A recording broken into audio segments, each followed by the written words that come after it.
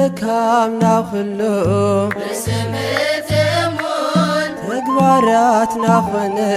ከም ፍቓዱ ይኹን ሰናይን ጥዑምን ይኾነልና ሓጎስ ብመንገዱ ንንብር ሓሳብና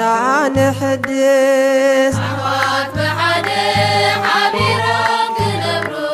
ነቲ ልዑል ኣምላኽ ስሙ እናዘከሩ ሰናይ እዩ ጥዑም ኢሉ ብመዝሙሩ ልቢ ኣምላኽ ዳዊት ብበገና ገይሩ ኣብ ርብሓ ነብዕሎ ወርቃዊ ጊዜና ካብቲ ከቢድ ድቃስ ንተንስእ ኩልና ሓቢርናኽነብር ኣምላኽ እንዳመስገና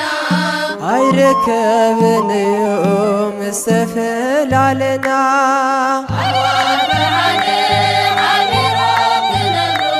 ነቲ ልዑል ኣምላኽ ስሙ እናዘከሩ ሰናይ እዩ ጥዑም ኢሉ ብመዝሙሩ ልቢ ኣምላኽ ዳዊት ብበገና ገይሩ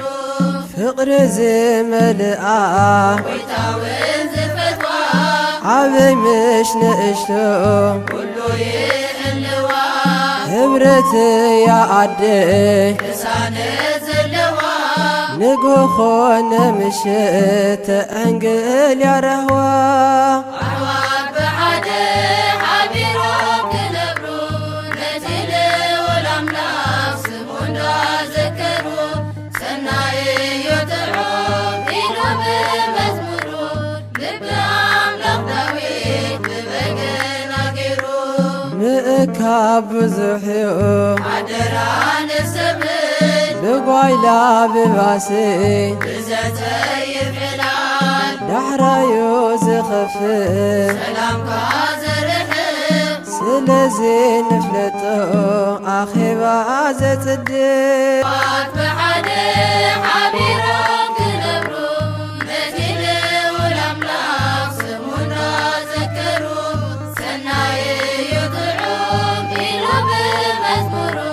ልቢ ኣምላኽ ዳዊት ብበገና ገይሩ ኣብ ርብሓ ነብዕሎ ወርቃዊ ጊዜና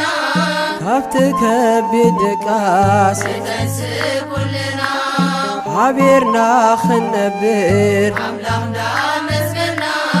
ኣይርከብን እዩ ምስ ተፈላለና ኣሕዋት ብሓደ ሓቢሮም ክነብሩ ነቲ ልዑል ኣምላኽ ስሙ እናዘከሩ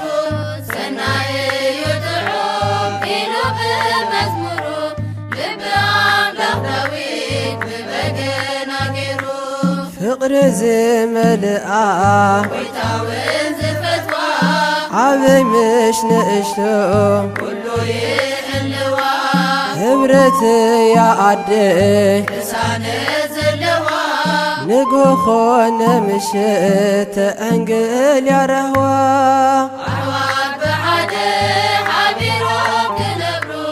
ነቲ ልዑል ኣምላኽ ስሙ እንዳዘከሩ ሰናይ እዩ ጥዑም ኢሉ ብመዝሙሩ ልቢ ኣምላኽ ዳዊት ብበገና ገይሩ ምእካብ ብዙሕ እዩ ኣደራ ንሰብን ብጓይላ ብባሲ ብዘተ ይፍዕላል ዳሕራዩ ዝኽፍል ሰላምካ ዘርሕቕ ስለዚ ንፍለጦ ኣኼባ ዘጽድቕ ኣሕዋት ብሓደ ሓቢሮም ክነብሩ ነቲ ልዑል ኣምላኽ ስሙ እናዘከሩ ሰናይ እዩ ጥዑም ኢሉ ብመዝሙሩ ልቢ ኣምላኽ ዳዊት ብበገና ገይሩ ኣብ ርብሓ ነብዕሎ ወርቃዊ ጊዜና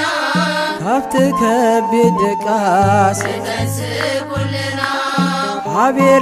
ሓቢርናኽነብር ኣምላኽ እንዳመስገና ኣይርከብን እዩ ምስ ተፈላለና ኣሕዋት ብሓደ ሓቢሮም ክነብሩ ነቲ ልዑል ኣምላኽ ስሙ እናዘከሩ ሰናይ እዩ ጥዑም ኢሉ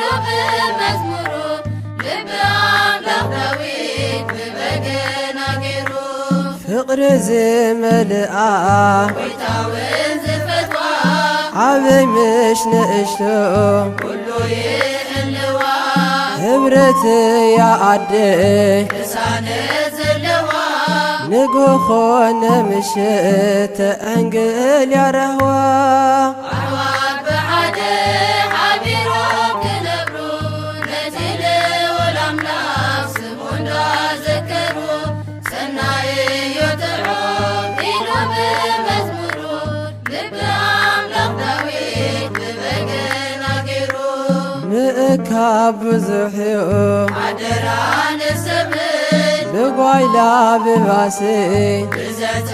ይፍዕላል ዳሕራዩ ዝኽፍል ሰላምካ ዘርሕቕ ስለዚ ንፍለጦ ኣኼባ ዘጽድቕ ኣሕዋት ብሓደ ሓቢሮም